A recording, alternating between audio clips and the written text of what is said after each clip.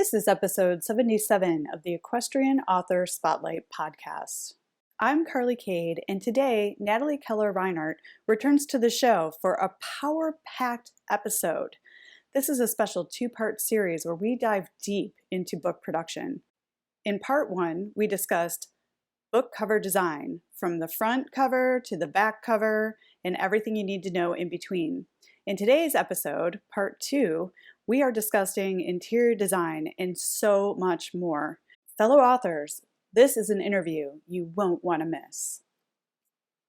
Natalie has been riding and working with horses since the age of 10 and has worked in upper-level eventing, dressage, racing, and mounted patrol.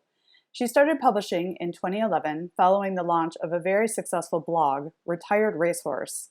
Since then, she has written and published more than a dozen novels written about the equestrian experience. She has been a semifinalist twice for the Dr. Tony Ryan Book Award, a literary award for horse racing literature, and was a top finalist with her novel about racehorse retirement, Turning for Home. Now, let's get into the interview. Welcome to the Equestrian Author Spotlight podcast, a podcast featuring interviews with equestrian authors who love all things horses and writing about them. In each episode, you'll hear inspirational stories from horsebook authors, including writing advice and marketing tips to help you write your very own horsebook. If you're an author, aspire to be an author, or simply love horsebooks, then you are in the right place. I'm your host, Carly Cade, and creative writing makes my spurs jingle. Hi everyone, welcome to the Equestrian Author Spotlight. I'm Carly Cade, and today I'm excited to talk to Natalie Keller Reinert again. This is part two of our conversation about book design. In part one, we talked about book cover best practices, and today we're going to talk about interior design. So if you missed part one, definitely check that out. Natalie shared so much valuable information, and today we're going to dive inside of our books. So welcome to the show, Natalie. Thank you for being here. Thank you. It's good to be here again. Yes, we're going to jump right in. Natalie has been on the show multiple times now, and we talk all about her love affair of horses, and we talk a lot about our books in her previous episodes, which I'll link to in the show notes.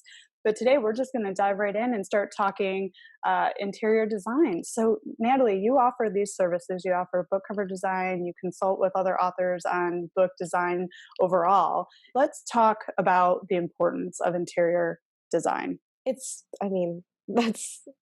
If you were to say that writing your book is half of the effort, then your book cover and your interior the other half. And if the book cover grabs them, the interior has to keep them. And a book that is not formatted to meet a reader's expectations of quality or readability, it's not going to hang on to the reader. It's not going to grab their attention. It's going to wear out their eyeballs, and they're going to move on. If you're a Kindle Unlimited author and you're depending on page views, that's a calamity, because you need them to stick with your book from page one to the finish. And so you have to approach it with a level of professionalism and know-how, to make sure that everything is literally the best book that you can possibly turn out. Yes, and because these are literally the pages that your readers are going to be turning, and we want them to keep turning. So what are some best practices? Let's imagine that we're talking to like a first-time author. What are some best practices to consider when you start thinking about formatting the interior of your book? Well, first off, your ebook interior and your paperback interior are not related. I use two separate files when I produce an ebook and a paperback. That way, if I want to make changes, it's really easy for me to know exactly which one I'm doing. So I just name one paperback file and I name the other one ebook file. A lot of people produce the paperback first because they swear that that's the toughest one. So it gets all this work out of the way. Since I use two files, I don't look at it that way at all. I generally produce the ebook first so that I can get copies out to advanced readers. That's a priority for me. And it could take me weeks of fluffing around with a paperback that's particularly difficult, especially if you're using tables or images or anything inside, which is just a whole other situation. But it can, it can take a while to get a paperback the way you like it. Getting back a full proof can take days and days where you're just sitting there twiddling your thumbs. So when you have those two files, it's much easier to say, okay, my ebook looks like this, my paperback looks like that. The ebook is simpler, but you can complicate it. And I mean that in a good way. Publishers have really stepped up their production of what an ebook looks like on the inside. So you have things like cute graphics at the heading of each chapter. You might even have graphics in page breaks. Instead of a couple of asterisks, you could have a flourish, or I have a writing crop design that I've used in some of mine. So there are, a nice title page, things like that don't just set your book apart like they used to, but at this point, they make your book look professional. Mm. Where you open them and you go, oh, they put some effort into this. It's a treat for the eye. And it just improves the reader experience because they see the depth of effort that went into it. They have a little more respect for your words. Mm-hmm. And you were saying in our previous conversation on book cover design, you talked a little bit about interior design a bit, and you touched on paragraph length and page break and chapter length. What would you tell another author to consider when they're looking at this? Is there a particular way that's like a best practice in formatting paragraphs and chapter length, or is it sort of up to you, but making sure it's readable for your readers? Yeah, the thing about ebooks, one thing I tell people that have really specific expectations about font and text size and things like that is, to a certain extent, an ebook is a choose your own adventure for the reader, because depending on the reader that they use, they have many different font options, size options. And so they might want to read it in Optima and you wanted them to read it in, a serif font. And that's up to them. And it's going to change your breaks. It's going to change, the length of your paragraph, things like that. All things that you might want to obsess over, that a reader is really going to make those decisions. So maybe in your paperback, you don't want to have widows and orphans, like one line on. It doesn't matter in an ebook. Don't worry about it. It's not your problem. What you can do is improve the experience as much as possible. And really long paragraphs are a great way to, to break it up, give them some white space, and, kind of make it easier on the eye so they don't flip a page and go, oh my God, that is a wall of justified text. That's a lot to ask of anybody. For ebook production, I love to see lots of dialogue. And so one trick that I use when I do have a ton of just copy, like maybe it's a description or it's a history or something, is I say, can I make this into dialogue, a back and forth?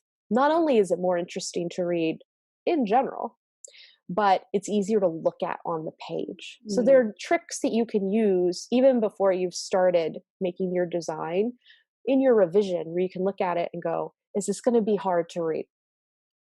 And how much you care about that is up to you. But sometimes you get a little, this is my book and this is the way it reads. But at the end of the day, if you're going to ask for somebody's money, then it's nice to consider them a little bit in the production. I love that you bring up the aspect of an author thinking about the reader's experience in book design, because often it's sort of a new way of looking at and thinking about your words on the page, specifically as an independent author, right? When we're handling and controlling the majority of what happens with our books. So you have to sort of think of not just yourself and not just getting the words on the page, but you have to think about the whole project and the reader, their experience with your book. So this is a really great point to bring up, and it's something that an author can look at as they're going through the edits to their manuscripts. Like you said, is there a huge wall of text? Can you turn it into dialogue to make it a little bit more readable? That would create more white space on the page. Now, I know that you offer these services, and on your website, you have some examples of some of the interesting things that you can do with interior design. I know that you have some copies of your books there with you. Can you show us some examples, or perhaps the writing crop that you use to break up chapters, and talk a little bit about including graphics with your interior design, because I think a lot of authors think about that, and this is a reason to work with a professional, right? But a lot of authors think about adding those sort of elements, and it's like, oh my gosh, how do you even do that, right? Yeah. And, for me, I don't have the writing crop in any of my print books right Mm, now. I experimented with an ebook, mm, and I don't think I've reformatted that ebook since. I think it's Showbarn Blues.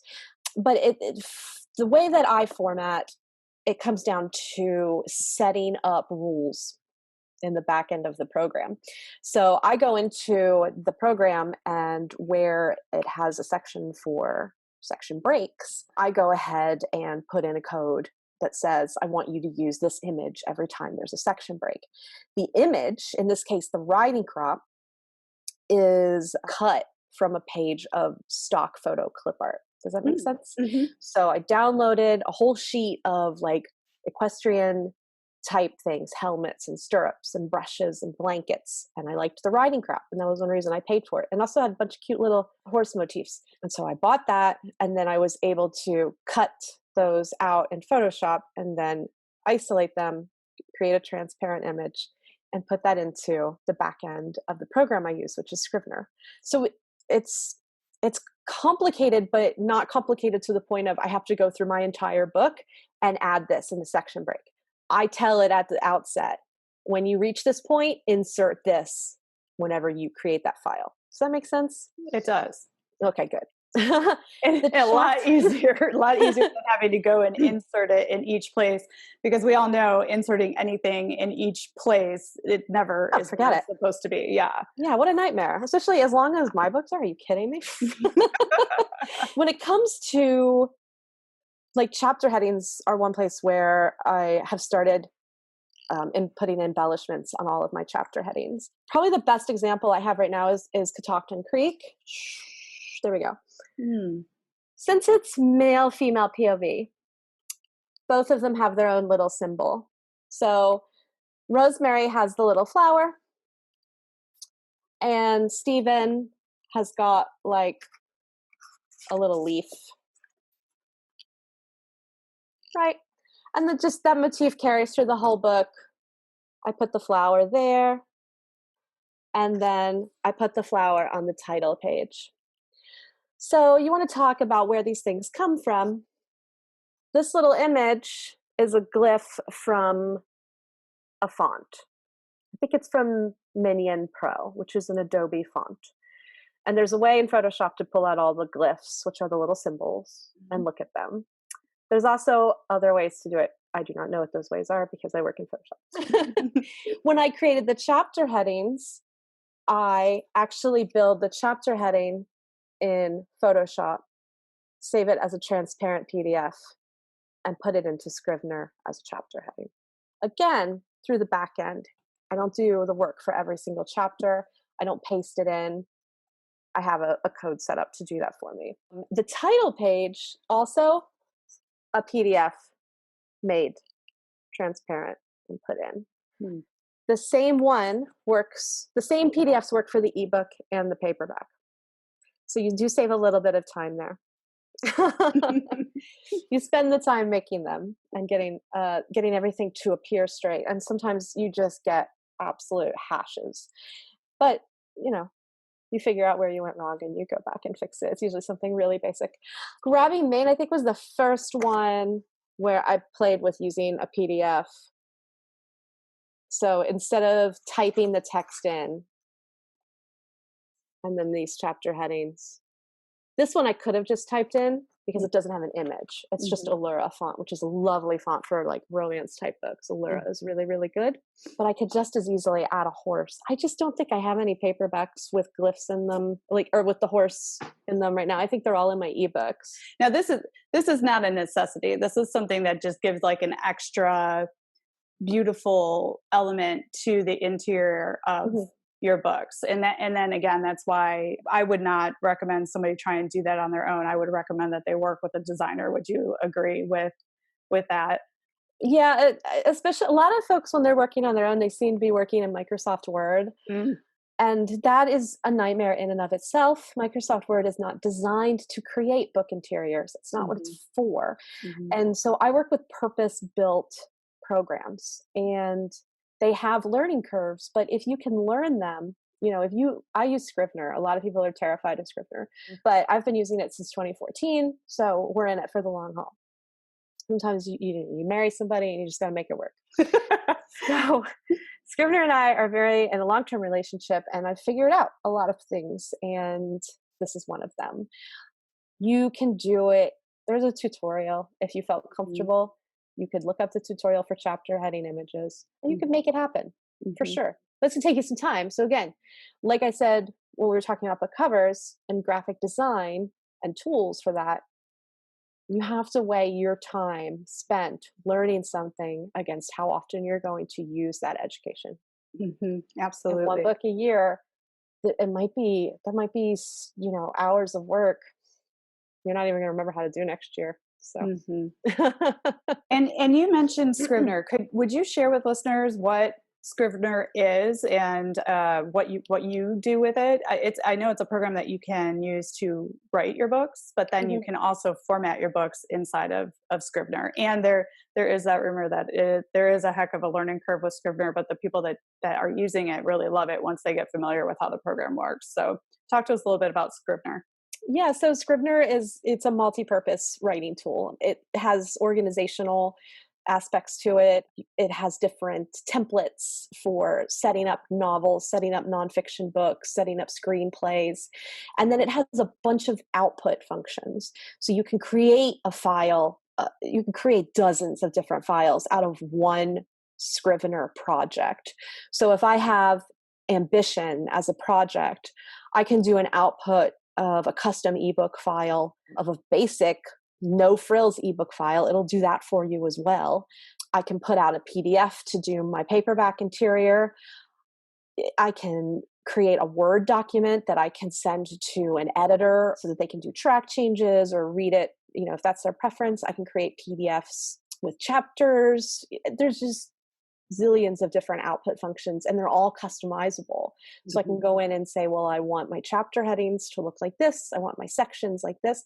I want my parts to do this and have blank pages here, blank pages there, my front matter, my back matter, everything. It will hold everything for you.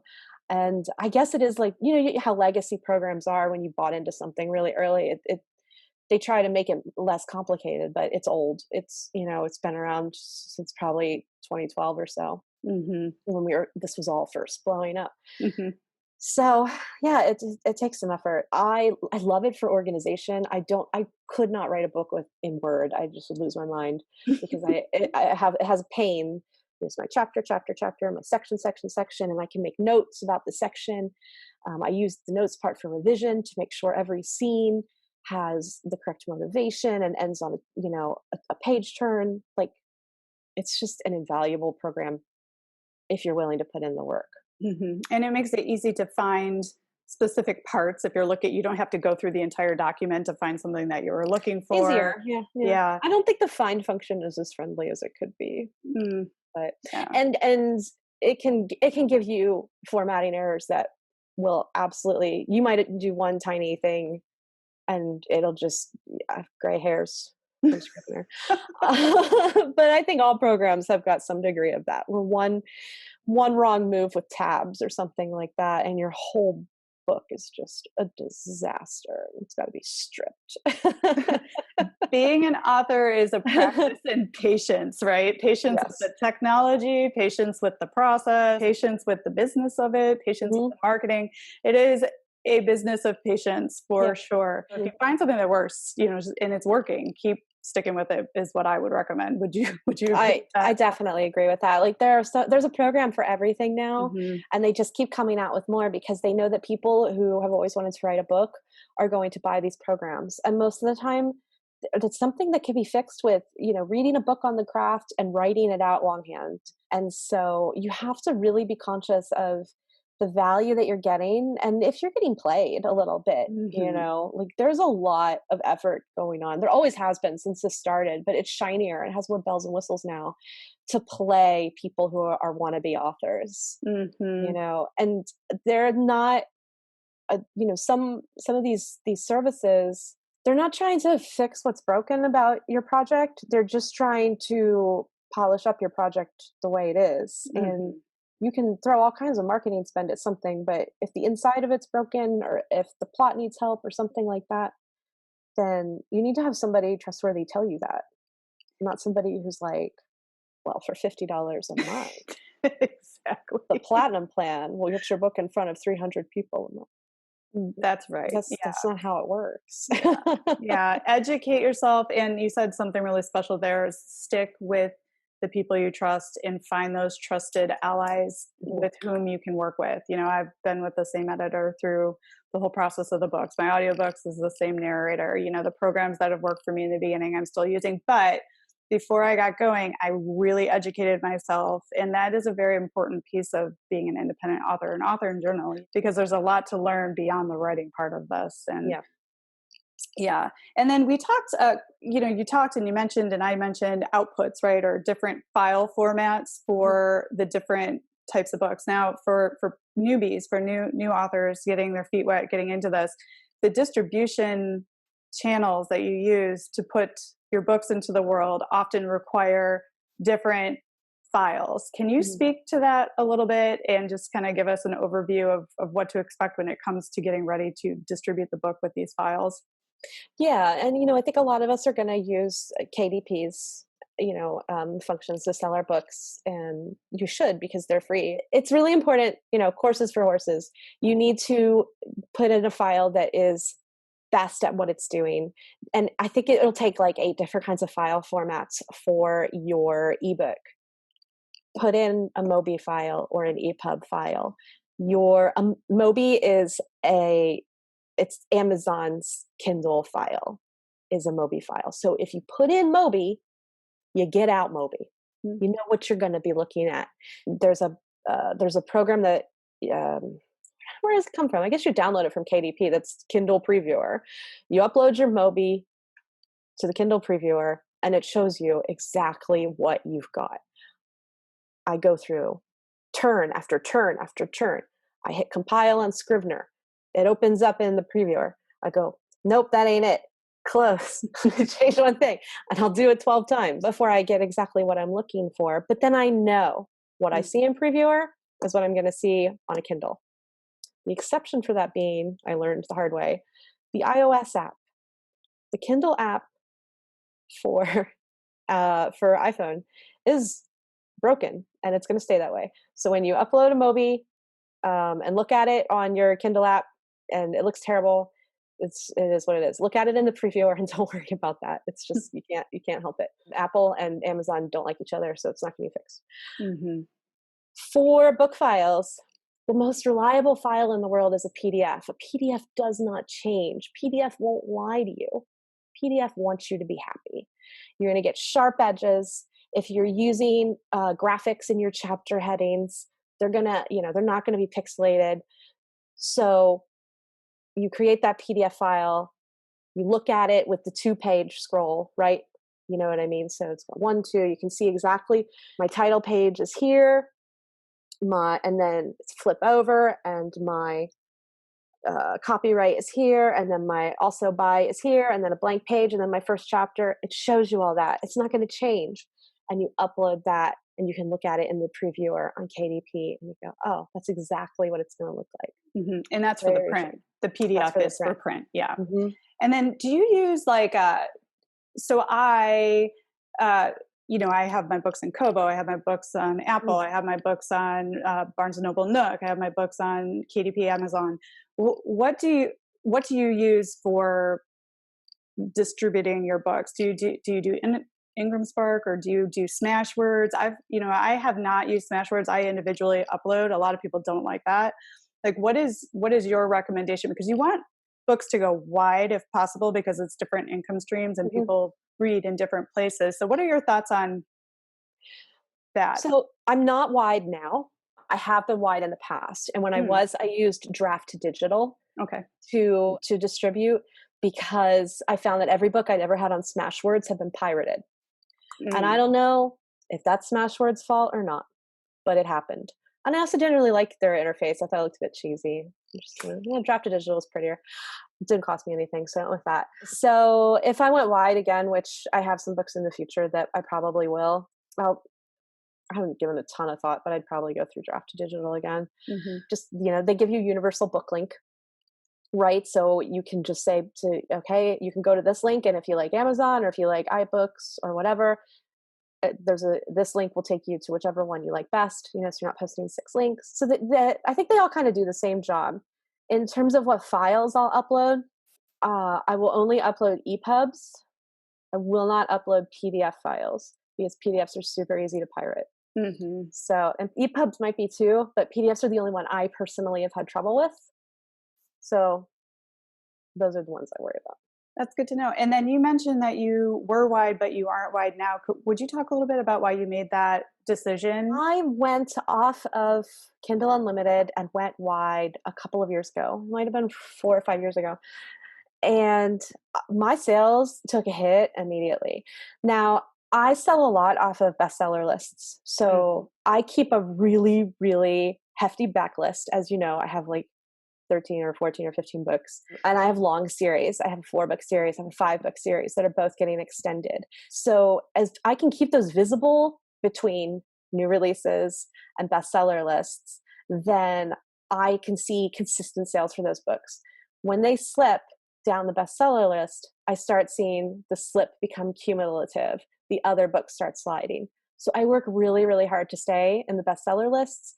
And one of those tools is Kindle Unlimited. Mhm. It just is what it is. There is a really good book out right now called Decoding Amazon by David Goggin. Um, bless him. I know he has trouble with people pronouncing his last name.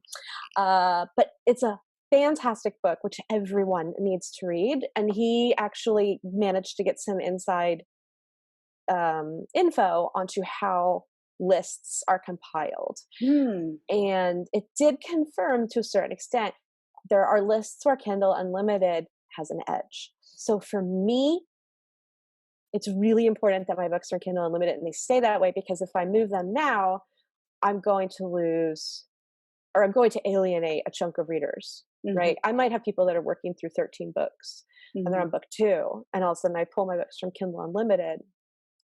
Well, now you have to pay me $5. Well, they already paid $10 for Kindle Unlimited. Mhm. It's also low hanging fruit for me, to say the least. I want to sell as many books as possible and get as many reads as possible. Mhm. And readers are on Amazon, Mhm. you know? That is true.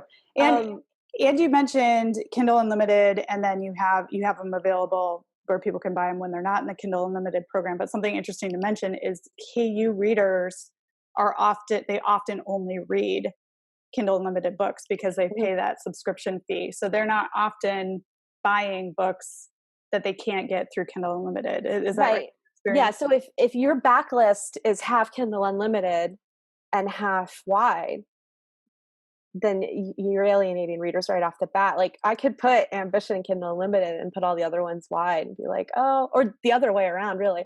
They might never start the series Mhm. because it's not free to them, or already paid for to them, however they want to look at it. Or they might not continue the series. So I lose either way. And the other piece of that, when we talk about where the readers are, we're we have taken over every equestrian and horse genre subcategory on Amazon. We took it. I'm really sorry to everybody who writes riding manuals, but we had to do it. It was the only way to survive. Mhm. It's where we are right now.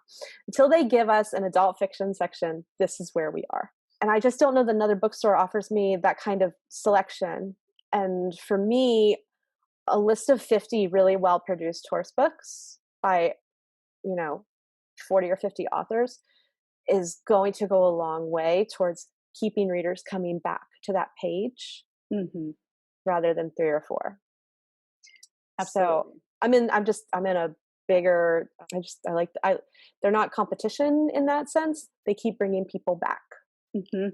Because people who like horses want to read The books same. about horses. Yes, Mhm, absolutely. So if there's a wider variety, they're going to keep coming back and seeing what's new. And then mhm. particularly with you know, you have decided this is your year that you are going to really, I mean, you have a big backlist. Backlist is really important about, you know, when it comes to making income for an author, but you have really committed to taking on your author career to a whole new level this year. I mean, you've already released 2 books, you're working on a new series. You've got a lot Mhm. going on. So, you know, talk to us about where you are with your author career and what, you know, how you're committing full time. And then, you know, you said the importance of the bestseller lists. So, how are you making that all work for you this year in your author career? I don't know if I'm making it work, but I'm definitely doing a lot of work.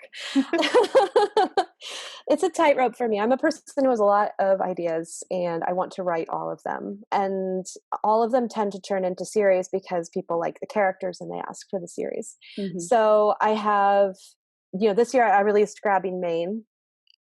And patrons told me right off the bat when they read the book, the members of my Patreon read the book well before it came out. In fact, they read a different version of the book I actually published. Oh, wow. They told me early on they wanted to read a second one. So I made sure the ending was open for a second book. Hmm. And then I just went ahead and put in the pack matter, hey, there's a second book coming. So that was that series. Grabbing Uh, Maine is an awesome read. Go out and check it out. Natalie was so generous, and I was an early reader on the book, and I absolutely loved it. And I was so excited when I read your back matter, which we're going to talk about in a second here, that you said there's going to be another book in the series and hopefully more. And I was just so excited. So that's awesome. So you've got another series going yeah. there. Yeah. And, and because series are how you bring in readers and keep them. Hmm. First off, right? This huge backlist, but also letting them fall for characters that they want to read about again and again. Hmm. Now, I knew had people who wanted more books from my horse racing series. I Hmm. knew I had people who wanted more books from my eventing series. Those books have both had problems. The first book in each of those is really old. I don't think either of them are great like read through candidates. Meaning the person reads the first book and 70% of the people that read the first book read the second book. Hmm. Neither of them are like that. Ambition is a wildly popular book, but it's also just really divisive because the character is a very specific kind of anti-character, anti-heroine. And a lot of people don't get past that, that's fine. She is who she is. I had to do it. She was way worse in the first draft, people. Uh, and so the entire series is her growing as a human and becoming a human, essentially. But the read through on something like that isn't always the best. So I said, okay, my mainstream of income is a book where not everybody reads through. Mm. I need a sixth book, but it is problematic as my tentpole. Does that make sense? Hmm. Then my other one, my horse racing series, the first book is my first book. It's again some people's absolute favorite book of all time, but it is a very specific book. It is very literary in nature. It is very sad. It's horribly sad. And I meant every word of it. And it's not sad like, oh, all these horses die. Like a horse dies, but it's important. But like it's sad just from a personal growth place. It has a happy ending, but it's hard to get there. Um, so it wasn't an ideal first read for that series either. Hmm. So that's a really awkward position to be in. So what I decided to do this year was Grabbing Maine, so a whole new way to bring people in. I'm a better writer than I was in 2011. Hmm. And it just comes from practice, right? You know, Yeah. you're speaking to things from the business side of being an author who's been at this for a Mhm. while. You know, like first books, first series, like it's a learning journey, you know, and then you start to realize these things, and you're like expanding and broadening who you are as an author, and we all get better with time, right? So you spoke to Mhm. very, very specific things. So you're broadening, Grabbing Maine, new Yeah. audience, and then Um, and then I'm writing my next book out will be a prequel to The Head and Not the Heart, mm, which will be a full length book that takes place before the action in that story. And so that will hopefully bring more people in to enjoy that series. I haven't quite decided what I'm going to do with The Head and Not the Heart. I'm considering just doing a full rewrite on that. and Mm. just having 2 books and taking that out of the series. I don't really know. But you know what? You can do whatever you want. You can take it out, you can leave it in, you can put it back in later. Mhm. It's your book. Because you're the power of an independent author, once again. Exactly. Yes. And then, and that also kind of led me to, well, let me explore some other wider options, wider audience options. And that was where the Catoctin Creek series, being a romance, came in, was just to make it a little less specifically equestrian and try to reach a different audience. Mhm. Those were my pivots for 2020. My decision was literally start a new series, fix 2 series, and start another series that's a different category. Which is brilliant. And the nice thing, and a lot of work, the nice thing about the new series, the romance series, is you're going to bring readers who love your books with you because they enjoy your writing, but then you're going to be able to find a whole new group of people in that genre that are going to enjoy your books that may cross over and read your others. So it's a nice Right. magnet to bring people in. Now, my question is, how are you managing your time in order to get this many books written and out and moving forward? Like, what are you doing? Are you doing anything special to make this happen, or are you just darn committed? I think it's more about what I'm not doing, Mm, which mm. is anything. Uh, I'm in, I have really specific geographical things keeping me in my apartment pretty much all of the time. And some stuff going on with my barn, where they were moving house in the middle of summer and everything like that. So even when quarantine, like lockdown ended, my life didn't change like at all. For one thing, Florida had an insane outbreak is not even a big enough word, but Florida became like the epicenter in the world Mhm. of COVID-19. So I really wasn't leaving my apartment to deal with that either. So it's as simple as that. Also, not killing other people is important. Mhm. So basically, I reshaped my life. I said, okay, my life is now, I am a writer with some freelance projects. And I set about pulling in some freelance projects that would not eat up too much time. Mhm. So not like a lot of graphic design, things like that. Like I do basically business to business blogging. And then every now and then I pick up some other stuff along the way, but it's really cut and dry, easy stuff. And that helps get me through the month if I'm having a slow book month or something like that. But then the effort is, okay, you're going to spend, basically I usually carve out at least 4 to 6 p.m. just for fiction. Mhm. And if I spent the morning on fiction, well, I'm still spending 4 to 6 p.m. on fiction. And if I can get in 5 or 6 hours of fiction, that's fantastic. And if I can only get in 2, then at least I got in 2.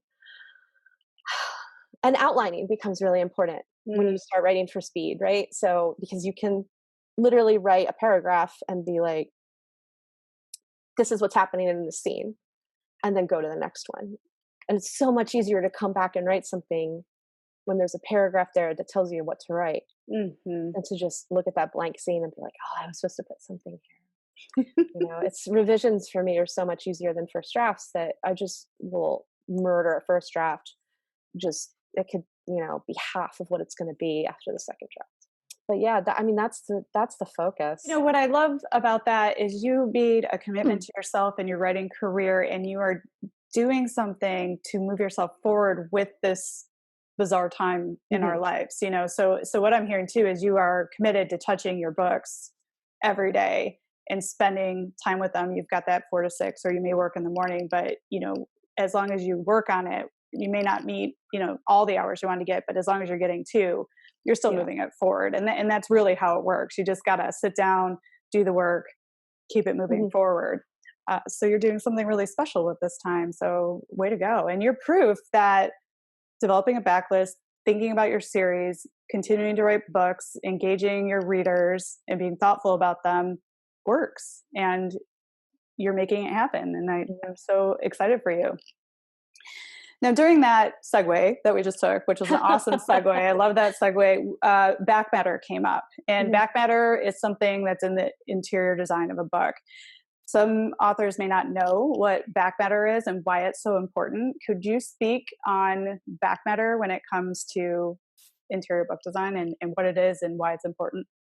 So to me, there's 3 essential pieces of back matter. our definition, I believe, is probably the same, which is that it's all the stuff that comes after your story, right? Okay, I'm on the same page. And so there's 3 pieces, and there's an order I put them in. So the first piece is your coming soon, or your next read. For grabbing main, I have a coming soon. I might have a your next read also. I'm not sure. It's most important in the ebook. You want to catch the person before they leave. They get to the last page, they hit the next one, and it says, want more? And there's a link. Mm-hmm. It can be the next chapter. It can be a free download. It could be a mailing list letting them know. If it is a free download, please make sure you're getting their email address. You want to do everything you can on the very next page to get them to keep reading your books. Right? So even though typically you would finish a traditionally published book and it would be acknowledgments and then about the author, I always, always, always insist your next read needs to be the next page, and to capture an email if at all possible. I can see my emails fly through the roof whenever I have a new book out. People are getting to the end and I just keep getting those notifications. New subscriber, new subscriber, new subscriber. That's super smart, because if you put the acknowledgments or your bio and all those things first, then most readers will just skip that stuff and be like, oh, the book is over, right? So that's... Yeah, and sometimes Kindle will do it for you. Because it'll pop up with the review. So you want to get in there before the Kindle ends it for you. Very important point. Because Amazon just wants you to come out to Amazon. They don't care what you buy next. Right. They'll make suggestions for you. I want your email address. Give it to me. So after that, I put my acknowledgments. After that, I put my about the author. My about the author has all of my social listings linked. Coming back to having 2 files for ebook and paperback, this is an important piece of that. You don't want to accidentally put unlinked social profiles into your about the author because you used your paperback file to make your ebook and you didn't remember to go in and make those. So I think by the same token, you don't want to put underlined text into your paperback book. So it's really important to differentiate. So you have those correct links. That's all I put. I have used first chapters. I don't know if they're that successful. I don't read first chapters. So sometimes I just go off of my own experiences. When I finish a book, I usually need to take a breath and do something else. So I don't read the next chapter of another book, almost ever.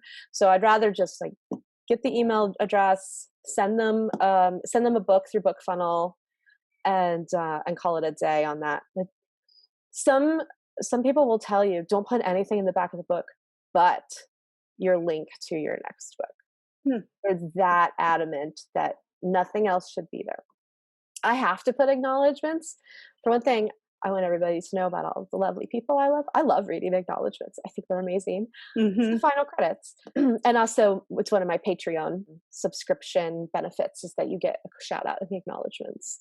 Cool. So no reason to skip that. And so, and my about the author in my book is different than my Amazon bio. So inside my book, it's first person and it's kind of breezy. And hey, come get to know me on my social profiles to just encourage more clicks. So I can just keep retaining that author. That's smart. That's how you build your community of readers. And then do you put it all on one page at the end there? Because in a paperback, there's about the author, acknowledgments, and then... Yeah, I do. Everybody gets their own page. You can pull it up from the table of contents. It has its own heading, just like any other chapter would. I don't consolidate it at all. Awesome. So back matter is very important. And I love that you said, make sure you're capturing email addresses. If you are giving something away for free, I agree with you. Get an email address so you can stay in touch with your readers and share information with them of value, right? Is that what you... Yeah. That's been another piece this year of building myself up to writing fully independently, is really building my newsletter. And I have, I've bought books on it. I have revamped, just a number of things about the way that I work and the way that I address my newsletter, and stop calling, I used to use it to announce new books because that was what I had time to do. But that's always asking for something every time you send an email. That's not engaging.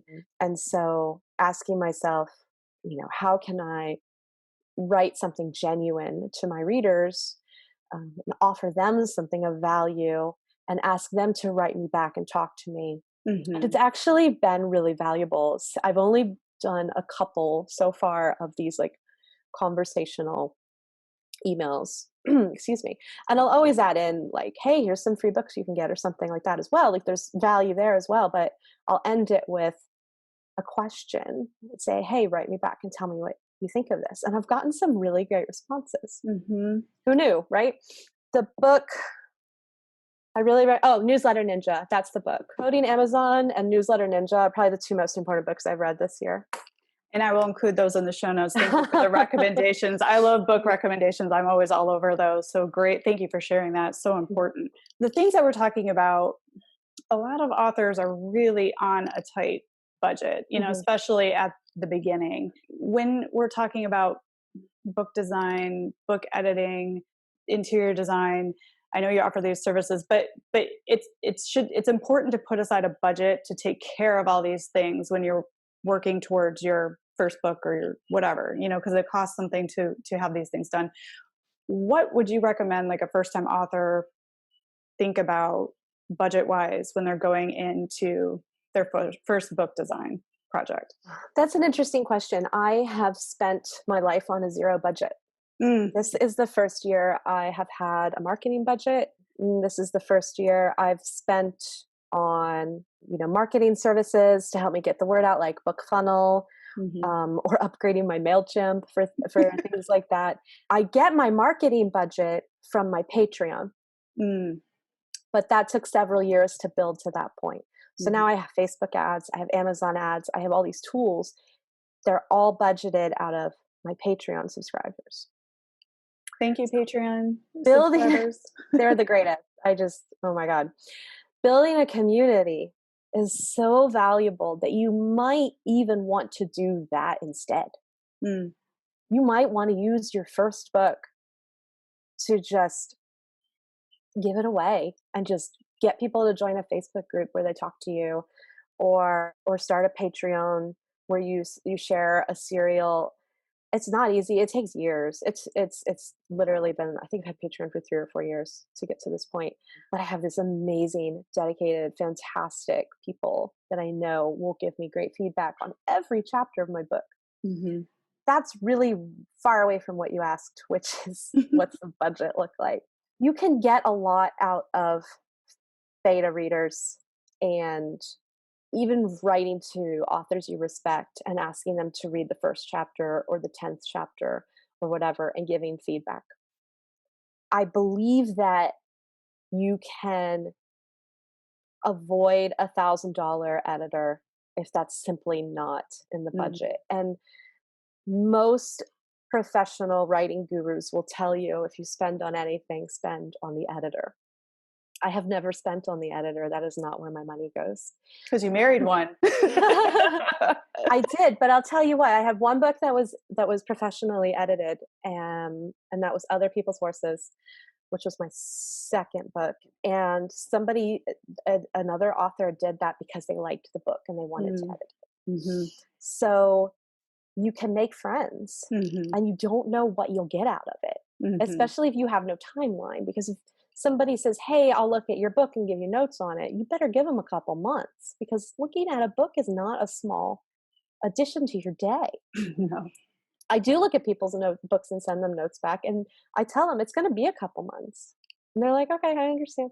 Because what's another couple months after you've written your first book, which took you years? Right. Asking for help. Don't ever be afraid to ask for help. There are a lot of people that are starting out who want to be editors that need their credentials built or their resumes built that will that is really true. Services at a discount or even free to be able to build up their resume, or work with the authors that for recommendations, right? So there are ways to do this on a lower budget. Yeah. They totally are. And, I say, talk to somebody that you respect. Don't be afraid of them, because, it's like you and me having a conversation. We work in the same space for years. It's like we know each other already. If anytime somebody emails me and says, hey, I could use some advice on my book, I give it to them. And sometimes I just read somebody's manuscript for them. It took me a little while, Mm-hmm. but I did. It was, and it was like, okay, here's what it is, and here's what it isn't, and here's what I think you should do next. Mm-hmm. Send me a chapter a month, and we'll talk about it. I don't have to line edit it, and I don't have to charge you $1,000 to give you really solid advice, because I want you to succeed, Mm-hmm. and I want this community to continue to grow and be successful. Mm-hmm. So I think the best way to save money is to network and make friends and offer your opinion on things and ask for advice and just be super nice. Just be super, super nice. Right? Don't pick on people. Mm-hmm. And be careful who you ask your advice of, because if you're a beginner and you've got your first book, the best person to offer you advice is not somebody else who's a beginner who has their first book. Mm. And I mean that with all kinds of love and respect for people putting out their first book. But they may not have made the best choices because they're new too. Mm-hmm. And you don't send out a green horse with a green rider. So don't be afraid to ask the pros that have been in it for a really long time. And we have a lot of longevity, and we'll talk to you for hours, obviously. Yeah. Well, and we're stronger when we all work together and we look out for each other, because I love that you said the more new authors come to this space and do it well, the better our genre works and is, and the more success it has and the wider it spreads. So that's fantastic. So don't be afraid to talk with other authors, I think, is like the key of that. If you need some advice or direction, I mean, we're here to help you. I really believe that. And if somebody gives you advice and you don't like it, ask somebody else and see if you get the same answer. Mm-hmm. If you get the same answer, maybe that's the only way to go. If you get a wildly different one, okay, maybe there are different approaches. Because I would say if you're going to spend some money, you spend it, you do everything you can on the back end to write the best you can. Absolutely. And then as far as interior design and cover design, what kind of budget do you think authors could, first time authors that have a tight budget could squeeze by on investing into cover design and interior design?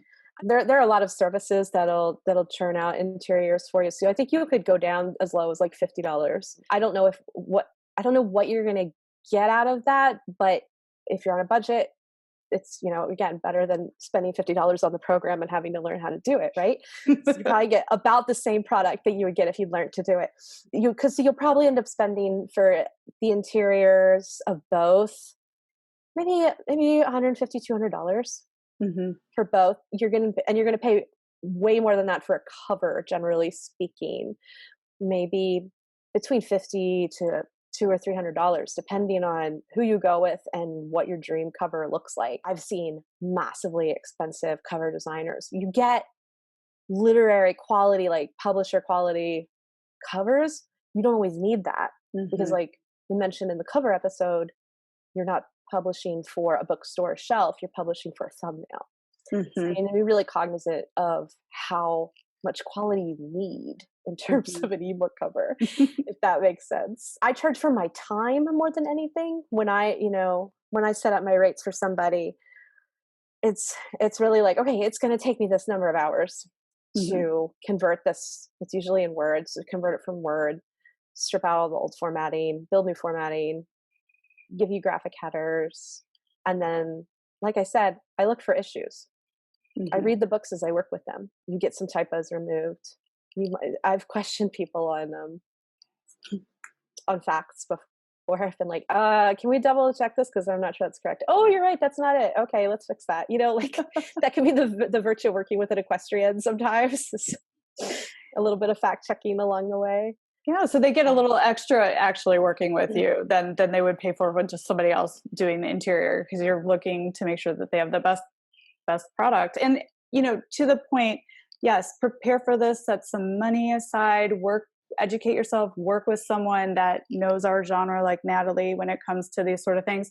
But this is your creative self. This is like something you worked on a lot of times, especially in the first case, years and years and years, the first time you're publishing a book. Make it beautiful. Spend a little extra money to do this stuff. So then you have something that's not just okay, but something you're incredibly proud of. And you don't have to spend like $300,000. You can do this on a tight budget, but make the investment wisely and do plan for it, right? Yeah. I mean, you could get you can get your dream book for $300 or less. In the Mhm. grand scheme of things, that's your book. Mhm. That's your book that you wrote. Mhm. Get what you want, get what it's worth. Because, I mean, having written a book is a monumental undertaking. It is, Mhm. particularly the first one. I mean, writing a book is not easy. So celebrate that when you get to the book design portion, and give it the beautiful polishing that it absolutely deserves. And this is an interesting question. If you could tell your younger writing self anything about book design, what would you tell her? I think I said this on the cover episode. It's worth every additional pass that you take on the manuscript, on the design, on going through your text. It's worth every additional day that you take to get it right. You can always fix something, but somebody's seen it. Mhm. And you're always going to cringe knowing that somebody saw what you did. like we just said, you just spent years on the book. Mhm. Or, I spend months on a book, which is fabulous. I'm excited about that. Yes, I wish I could bring some of that energy over here. That's amazing. Oh, it's a subscription. It's a company called Trade Coffee. And what they do is they send you as much coffee as you can drink. And that is part of my energy level. It can be yours. Awesome. Yeah, we were just talking about how much we enjoy coffee in the afternoon. We're both drinking a cup of coffee here. Yeah. Yeah. Yeah, you need to keep yourself alert as you're Hmm. working on your book projects. Yeah, know thyself. If Mhm. thyself needs caffeine, give thyself caffeine for sure. But yeah, there's always an improvement to be made. There's always something to be found, and don't be afraid to make changes. And you can, as an independent author, you can change your cover anytime you want. And it's as simple as a file swap inside the Hmm. programs. And it's like usually updated in under 24 hours. You So can test them that way. You could literally say, I want to see this week if it's going to sell better with this cover or that mm, cover. that's You know? brilliant. Yeah. I mean, it's just as simple as a swap. So Hmm. having that kind of creative control is really, really powerful. And, you're never stuck with the cover that you have. You can, if you want to reintroduce the series after it's been a while, you can totally do a rebrand of the covers and do another launch, and you've got a new series. And even traditional publishers do it all the time with books that have been around for a while. Oh, yeah. Sarah Gruen's series of writing lessons, that cover has changed several times over the Yeah. time it's been out, so it's like a The refresh. new one's quite weird, actually. Isn't it like a woman in a dress or something? I just I'm saw it the other day and I thought, oh, that's not right. Yeah, women in dresses in on the front of horse books. I mean, I don't know. We like to get our pictures taken in dresses with our horses, but it's not really. It's not what happens in that book. That No. book is very sad. Yes, it is. It is. It's a good book. It Uh, has changed my life, honestly. yeah, and you have shared so much information with us. I am curious to hear your perspective on this. Like, what would literary success look like to you? Literary success, not commercial success, like paying my bills, because that's success, but literary success. I'm going to say that it is the freedom to tell my stories, but the know how to bring my readers along on Mm, these journeys. I often will take a subject that I'm really passionate about, maybe I'm mad about, mm, and create stories out of that. How do I bring readers along to learn and grow without preaching mm, or enraging or rabble rousing or turning people off who don't agree with me? That nuance, I think, is the most important piece in my writing, what I strive for, especially when I touch on like racing. mm, The Hidden Horses of New York that touched on all kinds of third rail horse subjects. There were carriage horses, there were police horses, and then there's race horses, and and there's rehoming and retirement issues, all in this one book. And I have very strong opinions about all of these things and firsthand experiences about all of these things. So I'm coming from a place of deep knowledge about subjects which many people come from a place, unfortunately, just what they read online and have very negative opinions of. So I wanted to approach those subjects in this book and bring people along on that ride without writing that same old, oh, this horse going to the auction, I've got to save the horse from the auction. Like, I just can't write that story again. So, so that book was a lot of balancing in that. And I feel extremely good about that book. Like, every day, I feel good about the Hidden Horses of New York. I think that as an equestrian author, that was the first time I said, all right, this is what I'm meant to do. Oh, wow. And you've been recognized for your work Yeah. on Hidden Horses of New York. You won the very prestigious American Horse Publications Best Horse Book Award. That's huge. Yeah. Congratulations. Thank you. That was a fantastic thing. You have been so gracious with your time. I've got one final question for you before I let you return to your day. Has anything happened or bloomed for you since becoming an author that you wouldn't have expected? Yeah.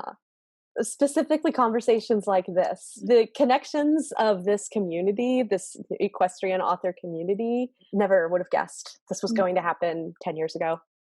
I just and so this year, I've tried to, over the past few years, I made a lot of connections. Definitely have worked closely with you. We have all kinds of projects that we've gotten to work on together. So I've tried to extend that to be part of the conversation when somebody is looking for help authors get started, help them succeed on their route, build these relationships, so that we can all work together and just really make a really successful community that people go, oh, right. Those horse book ladies, they know what they're doing. I don't want there to be anything amateurish about our gang. We are on top of all things at all times. And I didn't see that coming. It's amazing. It's amazing.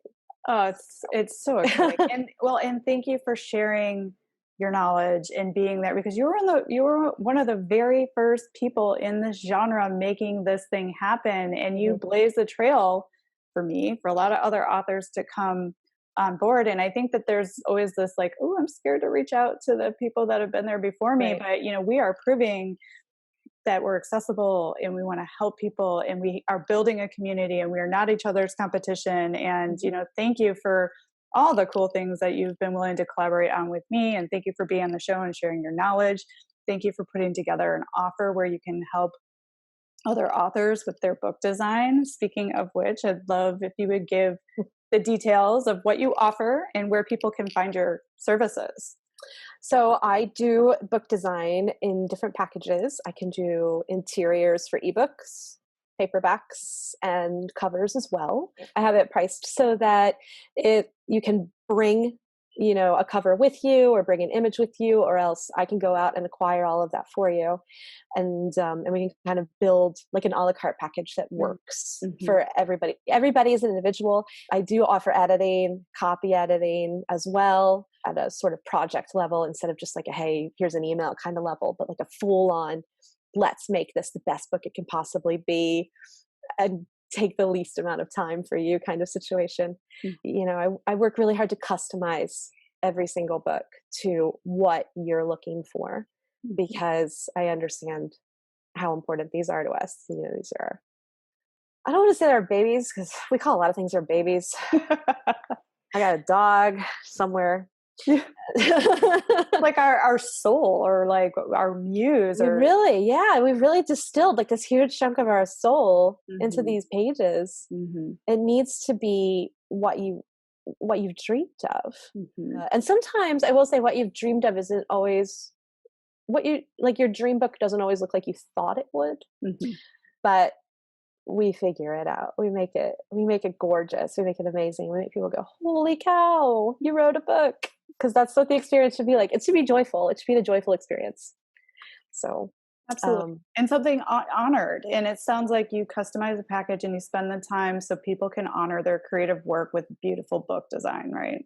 That's a great way of putting it. I do think they're worth the time. They're worth honoring with that amount of extra love and effort.